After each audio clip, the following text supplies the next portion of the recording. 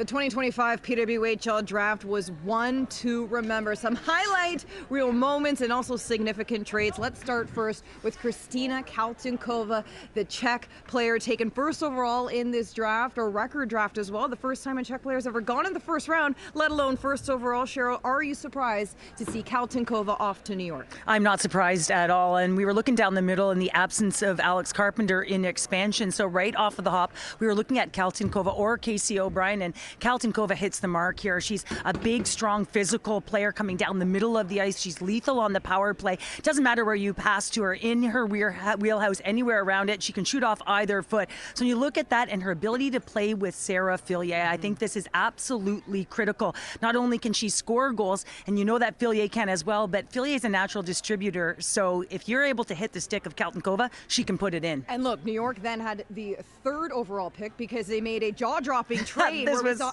Shelton now joined the Sceptres. So New York got that third overall pick, and they welcomed in Casey O'Brien. So O'Brien and Kaltinkouva to the Sirens, and that's just the first three picks of this draft. Just a tidy piece of business by GM Pascal Daou in New York. And listen, you got to be bold, and if you want to get, you got to give. And they gave up one of the top defenders in the world in Shelton going to Toronto. But you said it, they got the pick. They got Casey O'Brien, a different center down the middle of the ice, two lefties. So now all of a sudden Casey Bryan's really fast, right? She's fast, she's agile, she's a playmaker as well. She can put the puck in the net, but two different center players to be able to fill the 1 and 2 hole on this roster. Some other big trades. Kristen Campbell, no longer a goaltender with the Sceptres. She's traded away to Vancouver. And the Montreal Victoire welcome in New York Sirens for Abby Rockus. Kristen O'Neill now joins the Sirens. Okay, we also talked about the big European star Michelle Carvinen. Where would she go? Well, there's that relationship of Brian Adolski, who is a head coach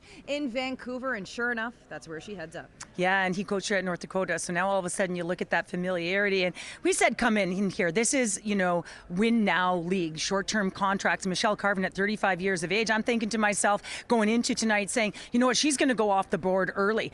She leads in terms of point production at the Women's Worlds for Team Finland for a reason. But a natural distributor, she's got great vision. There's an edge to her game, right? If she can get to the middle of the ice and she can open seams, she will put the pass on your stick. So if she can play with a goal scorer, it's going to be off the charts in terms of what she can produce. So really like this acquisition. 35 years of age, just a little younger than me. I should have sat on the couch up front and declared, There's still time, Cheryl, for yourself to declare in this. Another historic night as well, as Abby Hustler from St. Louis PEI was the first ever player drafted from Prince Edward Island to join the PWHL. Hustler went off to join the Minnesota Frost.